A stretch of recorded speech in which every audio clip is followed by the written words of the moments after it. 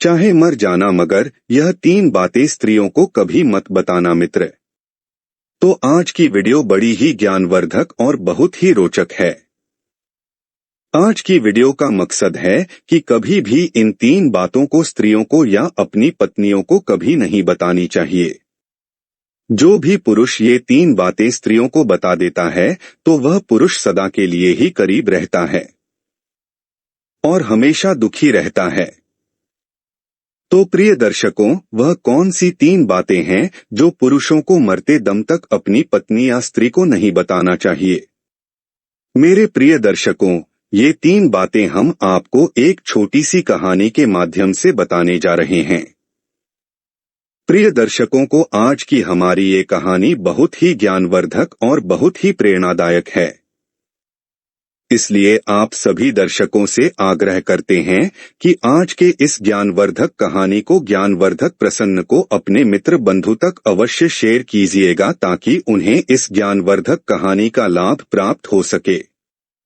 प्रिय दर्शकों, अगर आपने अभी तक हमारे इस चैनल को सब्सक्राइब नहीं किए हैं तो सब्सक्राइब जरूर कर लें। तो ज्यादा समय बर्बाद ना करते हुए आज के इस प्रस्तुति को शुरू करते हैं। चाहे मर जाना, मगर यह 3 बातों को भूलकर भी मत बताना।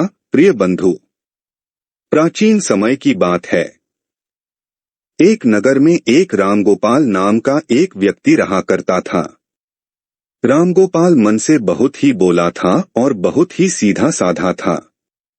मित्रों, उसने अपने जीवन में कभी किसी प्रकार का कोई पाप नहीं किया था और रामगोपाल की जो पत्नी थी थोड़ी भुलक्कड़ स्वभाव की थी और रामगोपाल के छोटे छोटे बच्चे भी थे।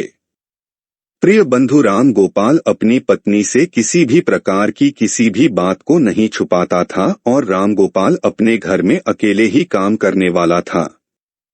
जिस नगर में रामगोपाल रहा करता था उस नगर में सबसे गरीब केवल रामगोपाल ही था। उसके अलावा नगर में कोई भी गरीब नहीं था, तो हर कोई रामगोपाल की पत्नी और रामगोपाल का गरीब होने के कारण मजाक उड़ाया करते थे। प्रिय दर्शकों, रामगोपाल अपने गांव में जो बड़े बड़े सेठ थे उनके यहाँ नौकरी क्या करता था और उनकी गायों को चाराया करता था, उनकी भैंस चराता था और इसी वजह से रामगोपाल का घर का चल रहा था। उनसे ही 2 टाइम की रोटी मिल रही थी। परंतु एक दिन की बात है कि किसी कारणवश रामगोपाल जिससे सेठ के यहाँ काम किया करता था, उस सेठ ने रामगोपाल को बुलाता है और रामगोपाल से कहता है कि रामगोपाल, अब तुम्हें कल से आने की कोई जरूरत नहीं है, क्योंकि हमने तुम्हारे अलावा किसी दूसरे को काम पर रख लिया है। इसकी वजह से अब हम तुम्हें नहीं रख पाएंगे और तुम्हारी जो पिछले महीने की पगार है उसे ही तुम ले जा सकते हो और यहाँ से जा सकते हो। उसके बाद रामगोपाल सेठ से अपने पिछले महीने की पगार लेकर अपने घर आ जाता है। रामगोपाल बहुत ही दुखी होता है और फिर घर आकर रामगोपाल जैसे ही अपनी पत्नी को पैसे देता है तो रामगोपाल की पत्नी बहुत ही खुश होती है। परंतु उसके बाद रामगोपाल जब अपनी पत्नी को बताता है कि मेरी नौकरी छूट चुकी है, अब कल के बाद में कहीं नहीं जाऊंगा, उस दिन के बाद से रामगोपाल अपने घर में ही रहता था क्योंकि रामगोपाल के पास अब कोई भी काम नहीं था। प्रिय दर्शकों, उसके बाद देखते ही देखते कई दिन बीत गए परंतु रामगोपाल को कोई भी काम नहीं मिल रहा था और घर में रखे हुए जो पैसे थे जो उसे उसके सेठ ने दिए थे वो भी धीरे धीरे खर्च हो रहे थे। उसके बाद रामगोपाल इस बात को सोचने लगता है कि अब हमारे घर का खर्चा कैसे चलेगा।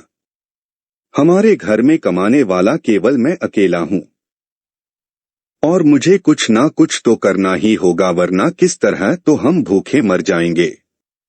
दोस्तों, इस प्रकार देखते ही देखते कई दिन बीत गए और फिर एक ऐसा समय आता है जब रामगोपाल के घर में खाने के लिए एक दाना भी नहीं बचता है। रामगोपाल बहुत ज्यादा उदास हो जाता है और फिर मन ही मन अपने आप को कोसने लगता है और फिर एक दिन की रात को राम गोपाल को अपनी पत्नी और अपने बच्चों के साथ भूखा ही सोना पड़ता है। और फिर जैसे ही दूसरे दिन सवेरा हुआ तो राम गोपाल घर से थोड़ी दूर एक जंगल में जाता है। जंगल में लकड़ियां काटने के लिए जाता है तो राम गोपाल जैसे ही जंगल में लकड़ियां काटने के लिए जाता है तो राम गोपाल को एक संत दिखाई देते हैं। जैसे ही राम गोपाल को वह संत दिखाई देते हैं तो वह राम गोपाल संत के नजदीक जाता है और फिर संत राम गोपाल को देखकर अपनी आंखें खोल लेते हैं। राम गोपाल उस विद्वान संत को प्रणाम करता है और प्रणाम करने के बाद उनके पैरों में गिर जाता है और कहता है कि है पिता माँ, हे गुरुदेव, मेरे घर में खाने पीने के लिए दाना पानी नहीं है। मेरे बीवी और बच्चे भूखे मर रहे हैं। कृपया करें, मुझे कोई ऐसा सुझाव दें जिसकी वजह से मेरा घर ठीक तरह से चल सके। प्रिय दर्शकों, इस प्रकार विनती करने के बाद वह संत राम गोपाल की ओर देखता है और वह संत राम गोपाल की ओर देखकर यह पता है कि वह बहुत ही सीधा है। उसने अपने जीवन में आज तक कोई पाप नहीं किया है।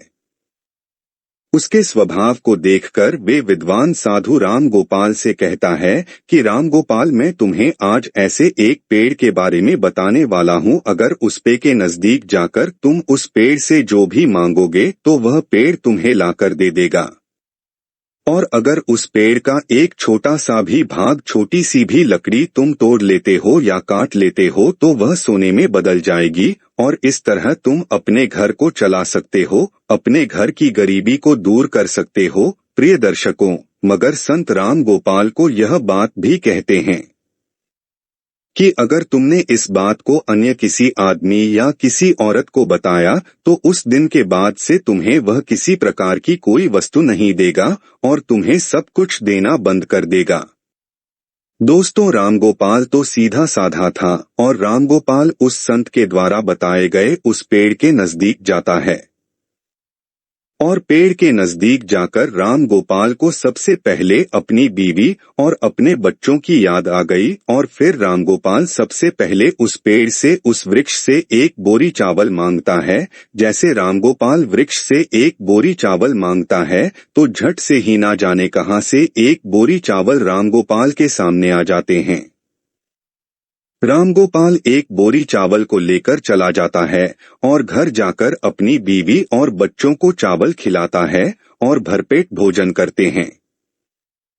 उस दिन राम गोपाल ने अपनी पत्नी को यह नहीं बताया था कि मैं चावल कहां से लाया हूं, परंतु फिर जैसे ही राम गोपाल दूसरे दिन उसके पास जाता है, राम गोपाल उस पेड़ से 5 सोने की मुद्राएं मांग लेता है और जैसे ही राम गोपाल मांगता है, झट से राम गोपाल को 5 सोने की मुद्रा देता है और राम गोपाल 5 सोने के सिक्के पाकर खुश हो जाता है और अपने घर को आ जाता है।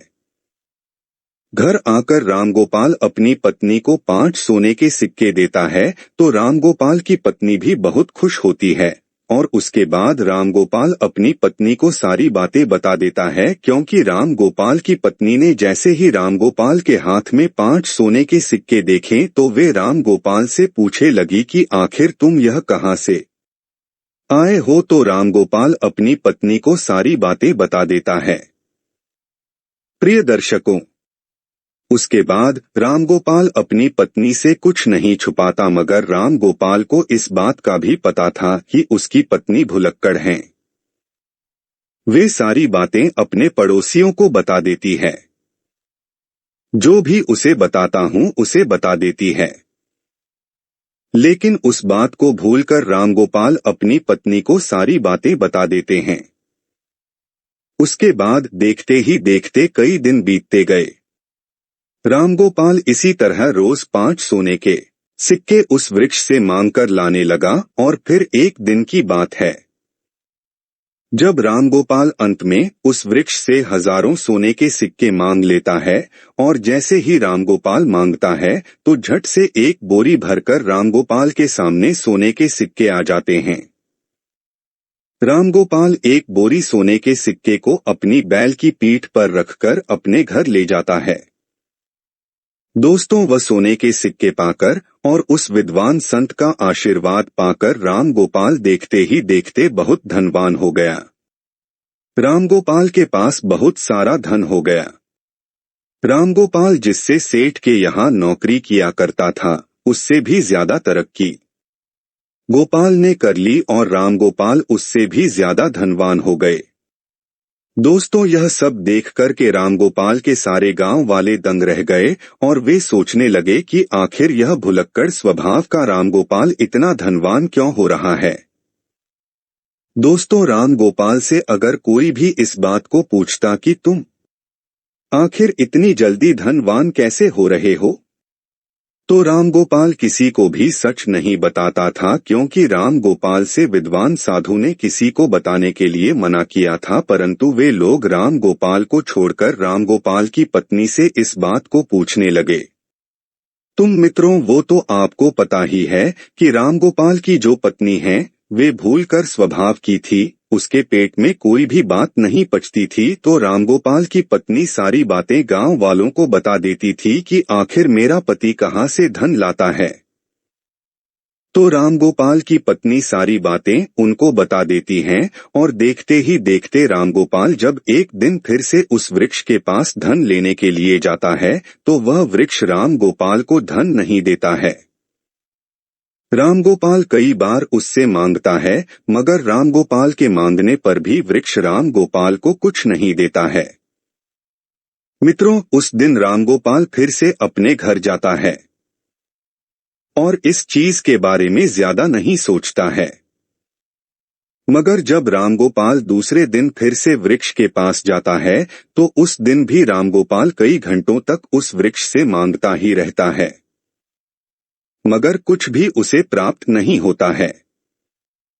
फिर रामगोपाल निराश होकर वह सोचता हुआ अपने घर आ जाता है। तो रामगोपाल अपने घर आकर अपनी पत्नी से कहता है कि है भाग्यवान, आज मैं वृक्ष के यहाँ जाकर आया हूँ, मगर वृक्ष से आज मैंने जब धन मांगा तो वृक्ष ने कुछ नहीं दिया।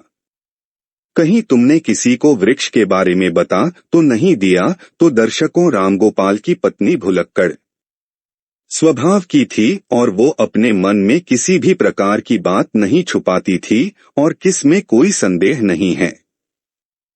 तो रामगोपाल की पत्नी रामगोपाल से कहती है कि पियाजी, जब मुझसे गांव वालों ने पूछा कि इतना सारा धन तुम्हारे पास कैसे आ रहा है, तो मैंने उन सब को बता दिया। दोस्तों, अपनी पत्नी के मुख से यह बात सुनकर रामगोपाल समझ जाता है कि हो ना हो यह सारी करतूत मेरी बीवी की ही है। उसके बाद में रामगोपाल अपनी पत्नी को बहुत डांटता है और फिर इस तरह से कई महीने बीत जाते हैं। रामगोपाल के पास जो धन था वह धीरे धीरे खर्च होता जाता है और देखते ही देखते रामगोपाल फिर अमीर से गरीब होने लगता है और देखते ही देखते फिर से रामगोपाल की स्थिति वही हो जाती है कि रामगोपाल के घर में खाने के लिए दाना नहीं बचता है। दोस्तों, एक दिन जब फिर से रामगोपाल की पत्नी और रामगोपाल और उसके बच्चे रात को भूखे सोते हैं, तब रामगोपाल अपनी पत्नी को कोसने लगता है और अपनी पत्नी से कहता है कि भुलक्कड़, यह सब तुम्हारी वजह से हो रहा है। अगर मैं तुम्हें ना बताता तो आज यह दिन नहीं देखना पड़ता। इस पर का रामगोपाल अपनी पत्नी से कहता है, मगर मित्रों कहते हैं कि अब पछताए क्या हुए जब चिड़िया। इस प्रकार रामगोपाल अपनी पत्नी से कहता है, मगर अब बहुत लेट हो चुका था। मित्रों, फिर एक दिन रामगोपाल उस संत को ढूंढने के लिए फिर से जंगल में जाता है, मगर रामगोपाल को वह संत विद्वान साधु उसे पूरे वन में पूरे जंगल में नहीं मिलता है। रामगोपाल को ढूंढते ढूंढते कई घंटे बीत जाते हैं और फिर कई घंटे बाद रामगोपाल को मिल जाते हैं। संत मिलते ही रामगोपाल उनके चरणों में गिरकर रोने लगता है, गिरने लगता है और कहता है कि हे गुरुदेव, आखिर मुझसे ऐसी कौन सी भूल हो गई है जिसकी वजह से आप मुझसे रूठ गए हो। आप ही मेरे दाता हो, आप ही मेरे विधाता हो। ये विधाता आप मेरी भूल को माफ करे, क्योंकि मेरी एक भूल के कारण आज मेरे बच्चे भूखे सो रहे हैं। मेरे संतान भूखे सो रही है, इसलिए हे भगवान आप मेरी सहायता करें मित्रों। उसके बाद वे विद्वान संत राम गोपाल से कहता है, ये राम गोपाल अगर ऐसी बात है तो मैं तुम्हें माफ करता हूँ, परंतु आज मैं तुम्हें एक बात बताने वाला हूँ और मेरी बात यह है कि कभी भी जीवन में ये 3 बातें हर पुरुष को, अपनी पत्नियों को, अपनी स्त्रियों को नहीं बतानी चाहिए। जो पुरुष इन बातों को बताता है वो पुरुष हमेशा जीवन में सदा के लिए दुखी रहता है, सदा के लिए जीवन में गरीब रहता है। दोस्तों, उसके बाद विद्वान संत कहते हैं कि राम गोपाल अगर इन 3 बातों को तुम आज से ही अमल कर लोगे तो फिर से तुम्हारे अच्छे दिन आ जाएंगे। तुम्हारे पास ठीक उसी धन तरह आने लगेगा जिस तरह तुम्हारे पास पहले था। तो प्रिय दर्शकों, वह संत राम गोपाल को पहली बात बताने लगता है और कहता है कि सबसे पहली बात यह है कि कभी भी किसी पुरुष को अपनी पत्नी को अपनी कमाई का जरिया नहीं बताना चाहिए, क्योंकि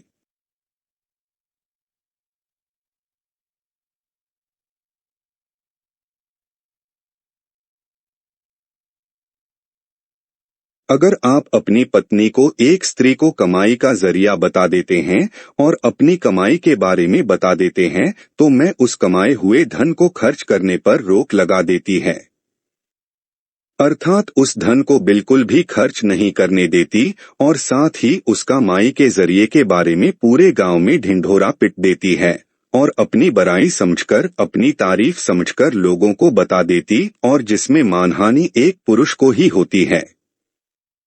दोस्तों, जिस प्रकार से रामगोपाल की पत्नी ने गांव के अन्य लोगों को कमाई का जरिया बताया था, ठीक उसी प्रकार किसी भी पुरुष को अपनी कमाई का जरिया और अपनी कमाई के बारे में कभी भी किसी स्त्री को अपनी पत्नियों को नहीं बताना चाहिए।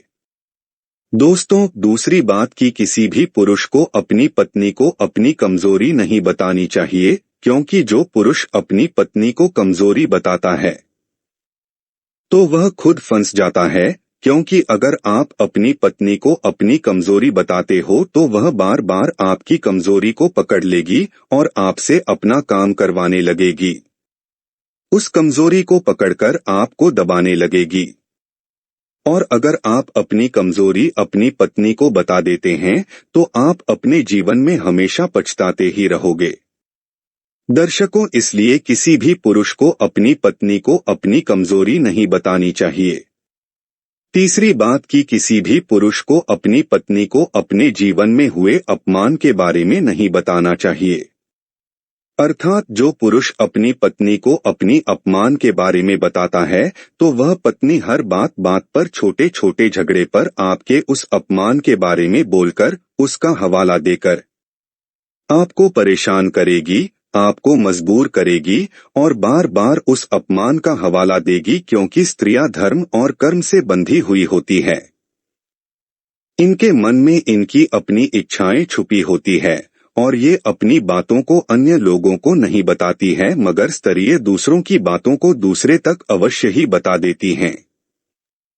इसलिए अगर आप अपनी अपमान के बारे में अपनी पत्नी को बताते हैं तो इसमें आपकी 100% मान हानि होती है।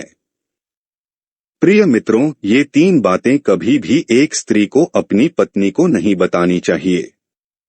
तुम मित्रों, ठीक इसी प्रकार में विद्वान साधु राम गोपाल को ये 3 बातें बता देता है।